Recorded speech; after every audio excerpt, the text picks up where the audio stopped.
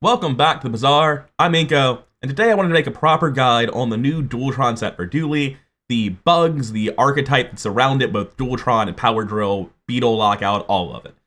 I suppose let's get right into it with the main cast, the problem children of the patch, and that would be the bugs themselves. We have Yellow Mantis, Red Firefly, Black Spider, Green Wasp, and Blue Beetle, and they all have their own roles to fill in the archetype. Yellow Mantis is really just the bad one. It's charged by adjacent burn and hastes your other items. Firefly is the DPS. It's the thing that if you're playing a bug-centric strategy is most likely to be the way that you're killing your opponent, charged by adjacent haste and slow. The Black Spider is the linchpin. Because everything's charging by adjacent effects, the middle piece, the Black Spider, tends to be the most important, and it's charged by adjacent burn and poison. Green Wasp is the poison one. It's not really as impressive as the burn one. It's not really your hard carry, but you do need it just to fill out the chain, charged by adjacent slow and freeze, and then Blue Beetle, the end game of the build, charged by adjacent poison effects. And these bugs are so powerful because the loop exists. They all charge each other, and it feeds both directions down the chain, and it's critical that you don't use imposter bugs in the middle of the chain as you break the loop and massively slow down your bugs. When I say imposter bugs, what I mean are similar effects that are good enough in the early and mid game, but they do not get charged. So sure, you can run a Microdave or a Bomb Squad instead of a Firefly, and there are so many other things that really could be examples of this, and while they are good enough early and you're happy to run them in the beginning, you really do not want them sticking around past the first couple of days. However, these imposter bugs are only really a problem there in the middle of the chain. For Mantis and Beetle on the edges, it's not as big of a deal. Now, having said that, Blue Beetle doesn't really have any competition for what it does. There's nothing else locking out the way Blue Beetle does, but there are a lot of cards that feel like they're almost objectively better versions of the Yellow Mantis. Companion Core is very similar in function, charged by all friends, same with DJ Robot, which is oftentimes just an objectively better Companion Core. And even if you don't have either of those, First Aiden's still just so much faster than the Mantis that it tends to come out faster in the end anyway, and First Aiden has a plethora of other uses that we'll talk about later in the run. Later in the guide. And as a result of DJ Robot being so good in general and so much better than Yellow Mantis, I will frequently find Yellow Mantis sitting in my stash or being sold back to a vendor to afford something else. Sometimes the DJ Robot itself, but it does get into your build sometimes. Just because it's not optimal doesn't mean you don't run it. That's not how the Bazaar works. You'll find plenty of reasons where Yellow Mantis can hit your board, and frequently it will end up on the same board as a DJ Robot, just because it's a friend you have in your stash anyway, and since you can't put the nanobots between any part of this chain, you'll need nanobots next to the DJ Robot or the Blue Beetle on the edge, and then another friend to sandwich it in for the cooldown reduction. Of course, even assuming another small friend and the nanobots are added to this board, we're only looking at 8 slots on your board, so what about the rest of the build? There are a ton of options in Dooley in the early and mid game to translate a bunch of friends and haste into damage. Bellista and Racecar will definitely want more than just Yellow Mantis. They'd like to be on board with a DJ Robot or a Metronome, maybe even both. Clarence is just generically good enough with a pile of friends that are fast, but frankly though, all of these are options of last resort. Typically I wouldn't buy these before like day 4 or 5 because I'd be able to fill a board easier with my starting core and something else. But post day 5 or so, I'd start really seriously considering picking these up if I've missed every other option. But there are much better options, and these are options of last resort.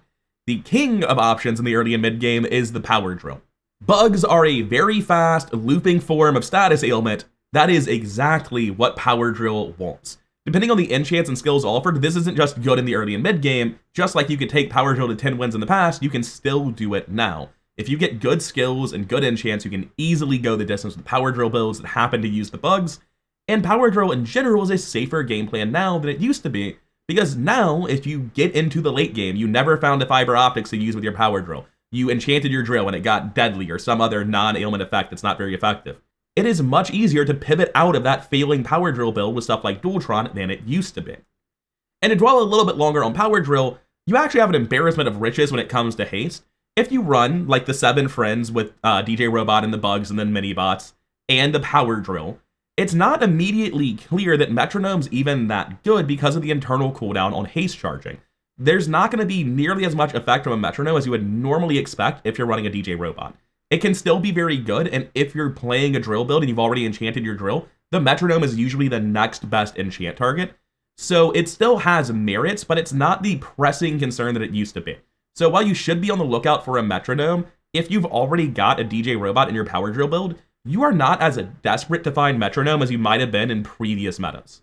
Now, at this point, we've mentioned a lot of different ways you can deal damage. Power Drill, nanobots, a variety of fast allies like Ballista and Racecarl.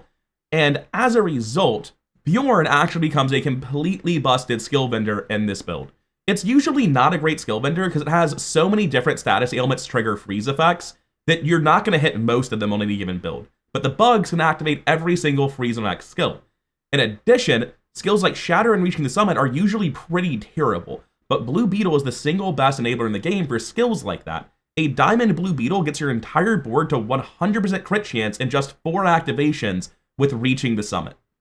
There are very few faster damage dealers in the entire game than Blue Beetle with a Shatter. It is an incredibly good skill vendor if you find yourself playing any variant of bugs, but especially one involving Power Drill or DJ Robot. And of course, the namesake of the pack, Dooltron itself, is insane if you can find it early. It shows up starting on day 5 as a gold item, and on day 5, the 1000 damage is massive. It's much slower before it hits diamond tier, but Dooltron can easily carry until day 10 with the bugs. It's just strong enough, especially because of the defenses, the shield, giving you such a better matchup into burn, and being pretty much the entirety of the defenses of any bug build coming from the Dooltron. And while gold Dooltron does fall off pretty immediately, if you can get it to diamond, either finding it the hard way or getting to level 13 ahead of time and upgrading it pretty quickly, I would say that diamond Dooltron really doesn't start to fall off until like day 14. You have to get really late into a run before diamond Dooltron starts to feel weak. And in relation to Dooltron being so valuable because the shield it gives you for activating all your friends, being like the only defense and actually a pretty substantial amount of defense that the build has, this complete lack of defenses makes Regen invaluable in the early game.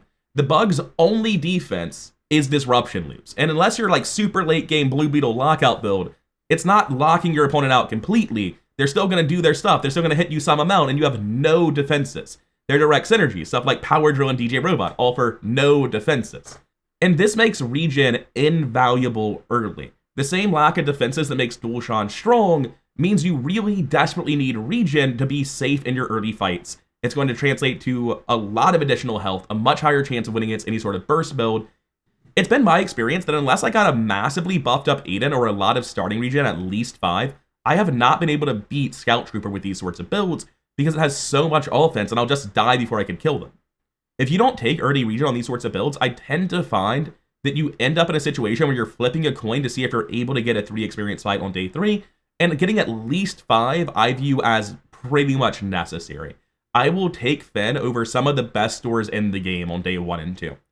And we'll circle back to the best stores in the game because it turns out they're all incredible. But for now, let's keep discussing the endgame options you have. And the best endgame option, the undisputed king of the late game, is Robotic Factory. Because all of the bugs are charging each other and looping, giving them all multicast makes them nearly infinite at base cooldown. It's not going to freeze lock out any sort of remotely wide board. It still lets your opponent play the game a little bit, but it's incredibly powerful. If you can get a decent chunk of cooldown reduction from skills, loot, or even a bulldozer, you can make it a true infinite, and Fiber Optics can also push you into that infinite loop territory. Typically, the way you start killing your opponents once you give up 3 spaces for the Robotic Factory is Red Firefly. It becomes a tremendous amount of burn being so much faster, looping so much more aggressively, just having the multicast in the first place, and burn is a much better method of dealing damage to your opponent than poison is. You can do other things. You can do stuff like running Shatter with Blue Beetle and a nanobot. There are plenty of options to deal damage, but typically the most universally available one once you hit a Robotic Factory is specifically Red Firefly. And a big part of why Robotic Factory is so valuable is because it's going to help increase your chance of locking your opponent out in the late game and preventing them from doing whatever broken thing they're doing on day 13 plus, right? And that gets into the core of the matter when we're talking about optimizing late game builds, which is that in the ultra late game, speed is kind of all that matters. And that might make you think Bulldozer's incredible, but it's actually worse than a first Aiden with a Fiber Optics.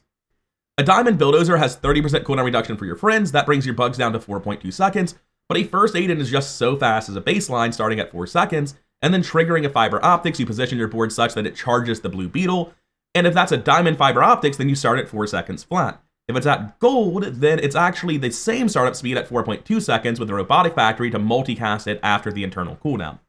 So even though I find that Fiber Optics plus Robotics Facility results in a much faster startup time than Bulldozer, as well as a much stronger loop on top of that, that's not to say Bulldozer is bad, just that it's not as good as it seems and there are better options. And in my eyes, Bulldozer and Yellow Mantis inhabit very similar spots. They are directly outclassed by alternative options, but they're still good enough in their own right that I frequently find myself running them, even though I would technically prefer something else. It's worth mentioning that First Aiden is a super flexible card that can make it into a ton of different board states and several different in-game board states just due to that flexibility. Beyond the fiber optics interaction for the fastest possible startup time, the other crazy thing a First Aiden can do is it's the best delivery system for overheal haste. Because First Aiden generally goes off before other items, and in many matchups, First Aiden will just trigger before other items, immediately haste your whole board, and effectively charge your whole board at 2 seconds. And aside from being obviously great with Power Drill, that's just a huge amount of startup time and absolutely fantastic for you. In my opinion, the difference in these starting fights is all so minor that it's pretty much always worth fighting Banana Bull for the 1 in 4 chance at this skill. And before I wrap up this video, I will mention some things about an ideal in-game board state, and it gets messy talking about this because there are so many variations that are comparable, and then on top of that, I can't really talk about enchants, skills, and off-class items because they are such high variance from run to run that it's impossible to predict what you'll have to play with. But in my opinion, the generic best board for late-game bugs is something like this, with a robotics facility, then fiber optics, First Aiden on the left, then all the bugs in a line, terminating in blue beetle for the startup time like I was mentioning a second ago. This is directly comparable, and maybe even worse, earlier in the run than something like a diamond Dooltron, or if you're early enough, even a gold Dooltron. However, in the ultra late game, when I'm trying to assemble a board that's going to win on day 14, I prefer this to Dooltron. Ideally, I'd be floating both, but that's very rarely something I'm able to do.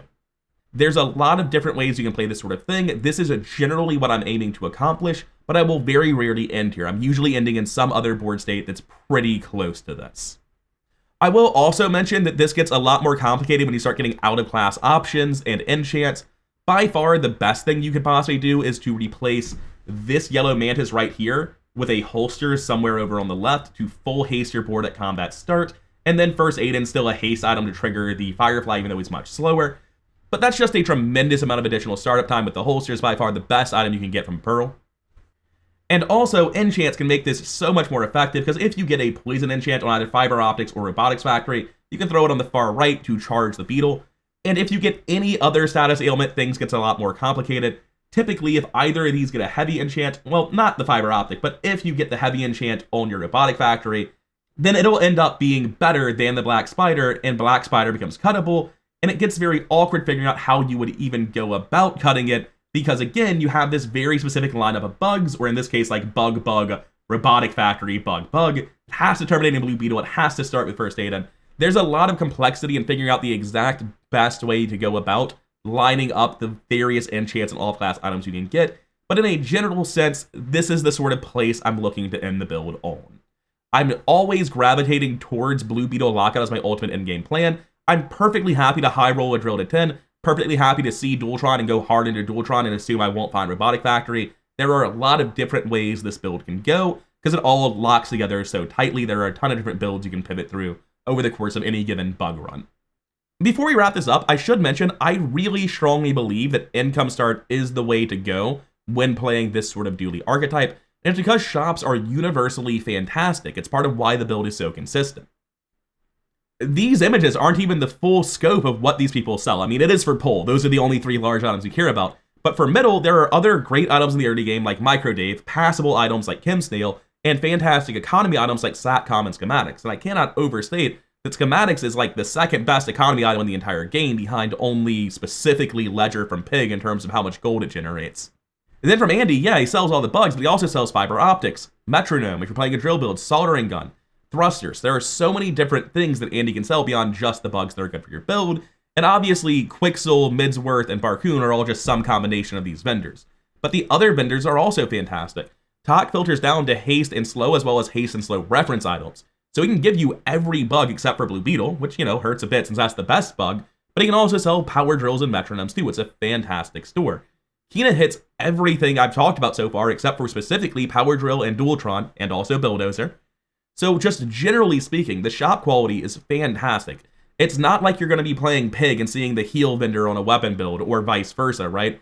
Almost every shop in the game, except for Ayla, is great for you, and even in the super early game, Ayla is often a fantastic shop, being very likely to sell you rocket launchers and drills, both of which are great early game items with a variety of different cores and a variety of different early game weapon setups. And since the win condition for this run is always assembling some sort of Exodia nonsense, getting a good starting skill or a good starting enchanted item very rarely translates to a win the same way that starting with the income kit does. I find for a build like this with so many good shops and so many moving pieces and so many different winning board states, income is just an incredible option. It's the same reason I'm always taking income on Mac. And that'll be all for now. This is my first video like this, so I hope this is helpful, because I've heard a lot of feedback from people that they would love like guides in this sort of format, but the Bazaar is such a complicated game that I genuinely don't know how accurate and comprehensive I can be in an abstract sense, detached from the minutia and the circumstance of a specific run. I would love feedback from you, the viewer, as to how exactly you think this helps you, what you think I should have covered more, what you think I could have covered less, etc., etc.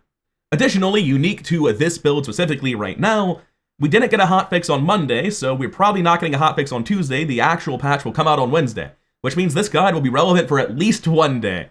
I hope it survives tomorrow's patch. Don't know that it will. But generally, Tempo doesn't just fully gut powerful cards, they rein them in a little bit, and most of this build I do not think is super overpowered. I think there's probably going to be some sort of nerf targeted at the ability to loot Blue Beetle, whether that's Robotic Factory or the Beetle itself, and I think that might be in the form of like just tier adjusting Blue Beetle. That might be the whole thing. But I really doubt that this entire archetype is going to get gutted when the patch comes, because if they gut the archetype, Dooley's just dead. This is the only thing Dooley's doing. I might be calling this a Dooltron bugs guide or something in the thumbnail, but let's be real, this is just the Dooley guide. If you're playing Dooley, anything other than this is trolling right now. And that sucks. I hope I can make guides on other Dooley archetypes in the future, but for now, this is what Dooley's got. Good luck out there playing with it. I wish you the best. Thank you for your time, and if you could hit the like and subscribe buttons before you leave, I really do appreciate it. I don't know how often I'll be posting content just like this, but I do post daily Bazaar content, and leaving a like really does help the channel grow, helps the algorithm spread the videos around, and it does mean a lot to me. I really do appreciate it. Anyways, that'll be all for now. Thank you for your time, and see you in the next one. Peace.